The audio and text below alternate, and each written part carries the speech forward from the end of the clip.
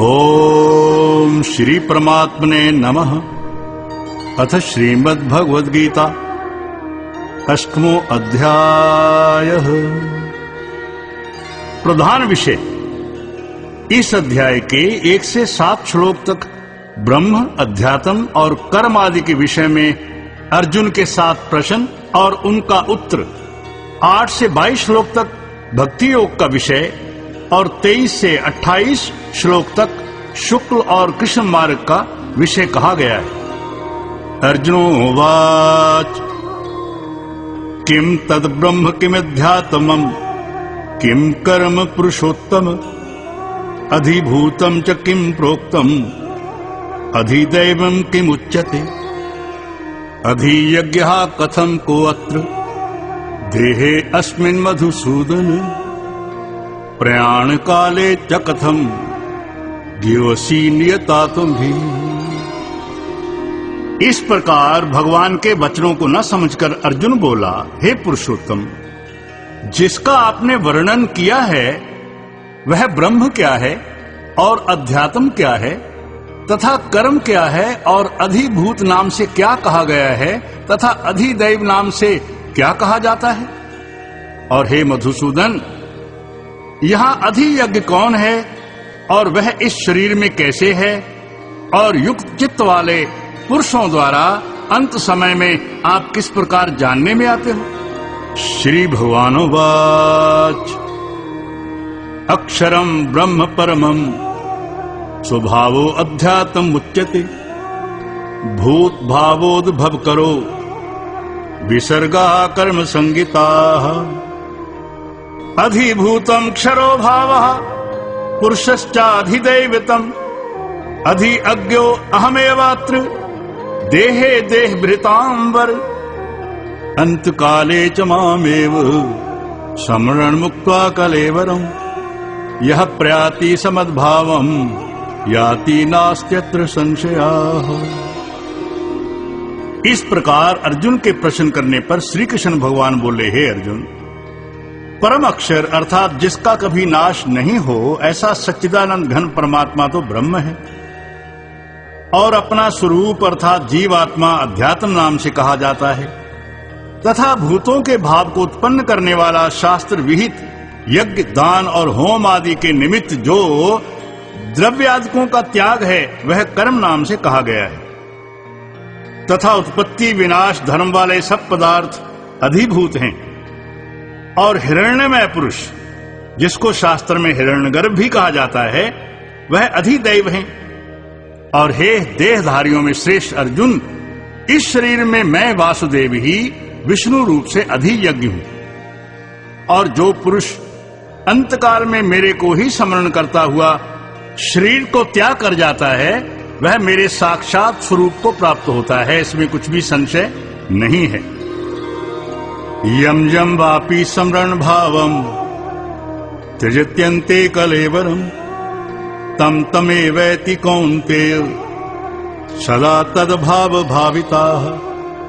तस्मात् सर्वेषु कालेषु मां नु संयुध्य च मयि अर्पित मनो बुद्धिर मामे वैश्य संशयम् अभ्यास योगी युक्तेन चेतसा नान्यगामिना परमं पुरुषं दिव्यं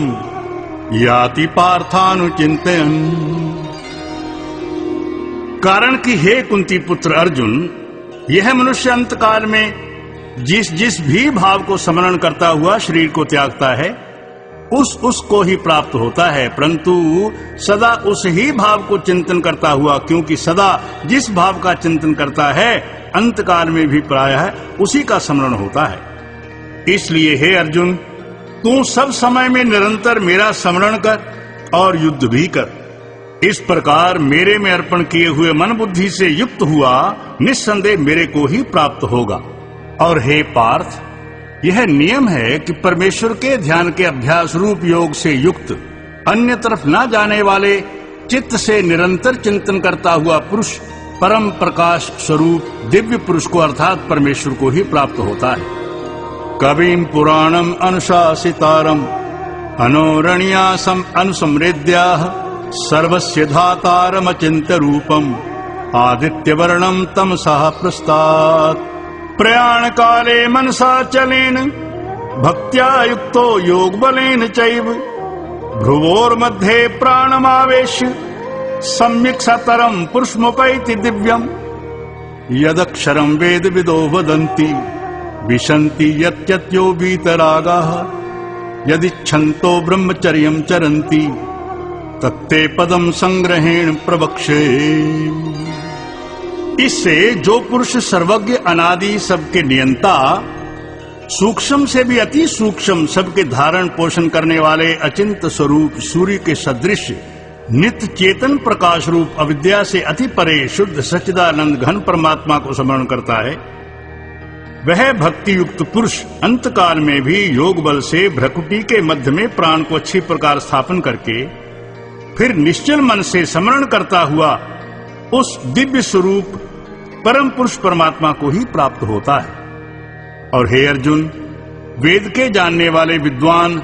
जिस सच्चिदानंद घन रूप परम पद को ओंकार नाम से कहते हैं और आसक्ति रहित यतनशील महात्मा जन जिसमें प्रवेश करते हैं तथा जिस परम पद को चाहने वाले ब्रह्मचर्य का आचरण करते हैं, उस परम पद को तेरे लिए संक्षेप से कहूंगा। सर्वद्वाराणि संयम्य मनोहृदि निरुद्ध मूर्धन्याय धायात्मनाः प्राणामस्थितो योग धारण